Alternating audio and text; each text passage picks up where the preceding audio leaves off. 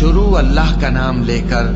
جو بڑا مہربان نہایت رحم والا ہے۔ مومنو، اگر تم میری راہ میں لڑنے اور میری خوشنودی طلب کرنے کے لیے مکے سے نکلے ہو تو میرے اور اپنے دشمنوں کو دوست نہ بناؤ۔ تم تو ان کو دوستی کے پیغام بھیجتے ہو اور وہ دین حق سے جو تمہارے پاس آیا ہے منکر ہیں، اور اس وجہ سے کہ تم اپنے پروردگار یعنی اللہ تعالیٰ پر ایمان لائے ہو، پیغمبر صلی اللہ علیہ وآلہ وسلم کو اور تم کو جلا وطن کرتے ہیں۔ تم ان کی طرف پوشیدہ دوستی کے پیغام بھیجتے ہو، اور جو کچھ تم مخفی طور پر اور جو علل اعلان کرتے ہو وہ مجھے معلوم ہے، اور جو کوئی تم میں سے ایسا کرے گا وہ سیدھے رستے سے بھٹک گیا۔ اگر یہ کافر تم پر قدرت پالیں تو تمہارے دشمن ہو جائیں، اور ایذا کے لیے تم پر ہاتھ بھی چلائیں اور زبانیں بھی،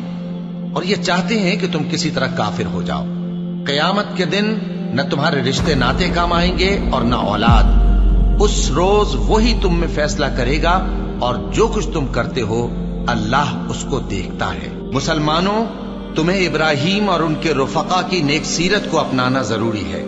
جب انہوں نے اپنی قوم کے لوگوں سے کہا کہ ہم تم سے اور ان بتوں سے جن کو تم اللہ کے سوا پوجتے ہو بے تعلق ہیں، ہم تمہارے معبودوں کے کبھی قائل نہیں ہو سکتے، اور جب تک تم ایک اللہ پر ایمان نہ لاؤ ہم میں تم میں ہمیشہ کھلم کھلا عداوت اور دشمنی رہے گی۔ ہاں، ابراہیم نے اپنے باپ سے یہ ضرور کہا تھا کہ میں آپ کے لیے مغفرت مانگوں گا، اور میں اللہ کے سامنے آپ کے بارے میں کسی چیز کا کچھ اختیار نہیں رکھتا۔ اے ہمارے پروردگار، تجھی پر ہمارا بھروسہ ہے اور تیری ہی طرف ہم رجوع کرتے ہیں، اور تیرے ہی حضور میں ہمیں لوٹ کر آنا ہے۔ اے ہمارے پروردگار، ہم کو کافروں کے ذریعے فتنے میں نہ ڈالنا، اور اے ہمارے پروردگار ہمیں معاف فرما، بے شک تو غالب ہے، حکمت والا ہے۔ تم مسلمانوں کو یعنی جو کوئی اللہ کے سامنے جانے اور روز آخرت کے آنے کی امید رکھتا ہو اسے ان لوگوں کی نیک سیرت اپنانی چاہیے، اور جو روگردانی کرے تو اللہ بھی بے نیاز ہے، لائق حمد و ثنا ہے۔ عجب نہیں کہ اللہ تم میں اور ان لوگوں میں جن سے تم دشمنی رکھتے ہو دوستی پیدا کر دے، اور اللہ قادر ہے اور اللہ بخشنے والا ہے، مہربان ہے۔ جن لوگوں نے تم سے دین کے بارے میں جنگ نہیں کی اور نہ تم کو تمہارے گھروں سے نکالا، ان کے ساتھ بھلائی اور انصاف کا سلوک کرنے سے اللہ تم کو منع نہیں کرتا۔ اللہ تو انصاف کرنے والوں کو دوست رکھتا ہے۔ اللہ انہی لوگوں کے ساتھ تم کو دوستی کرنے سے منع کرتا ہے جنہوں نے تم سے دین کے بارے میں لڑائی کی اور تم کو تمہارے گھروں سے نکالا اور تمہارے نکالنے میں اوروں کی مدد کی۔ تو جو لوگ ایسوں سے دوستی کریں گے وہی ظالم ہیں۔ مومنوں، جب تمہارے پاس مومن عورتیں وطن چھوڑ کر آئیں تو ان کی آزمائش کر لو، اور اللہ تو ان کے ایمان کو خوب جانتا ہے۔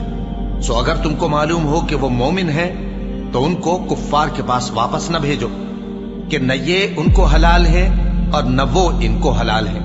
اور جو کچھ انہوں نے ان پر خرچ کیا ہو وہ ان کو دے دو، اور تم پر کچھ گناہ نہیں کہ ان عورتوں کو مہر دے کر ان سے نکاح کر لو، اور کافر عورتوں کے ساتھ تعلقات نکاح باقی نہ رکھو، یعنی انہیں کفار کو واپس دے دو، اور جو کچھ تم نے ان پر خرچ کیا ہو تم ان سے طلب کر لو، اور جو کچھ انہوں نے اپنی عورتوں پر خرچ کیا ہو وہ تم سے طلب کر لیں۔ یہ اللہ کا حکم ہے جو تم میں فیصلہ کیے دیتا ہے، اور اللہ جاننے والا ہے، حکمت والا ہے۔ اور اگر تمہاری بیویوں میں سے کوئی تمہارے ہاتھ سے نکل کر کافروں کے پاس چلی جائے اور اس کا مہر وصول نہ ہوا ہو،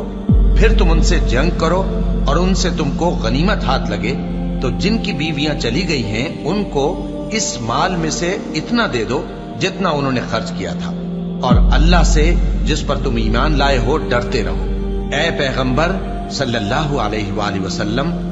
جب تمہارے پاس مومن عورتیں اس بات پر بیعت کرنے کو آئیں کہ نہ تو اللہ کے ساتھ شرک کریں گی، نہ چوری کریں گی، نہ بدکاری کریں گی، نہ اپنی اولاد کو قتل کریں گی، نہ اپنے ہاتھ پاؤں کے درمیان کوئی بہتان باندھ لائیں گی، اور نہ نیک کاموں میں تمہاری نافرمانی کریں گی، تو ان سے بیعت لے لو اور ان کے لیے اللہ سے بخشش مانگو،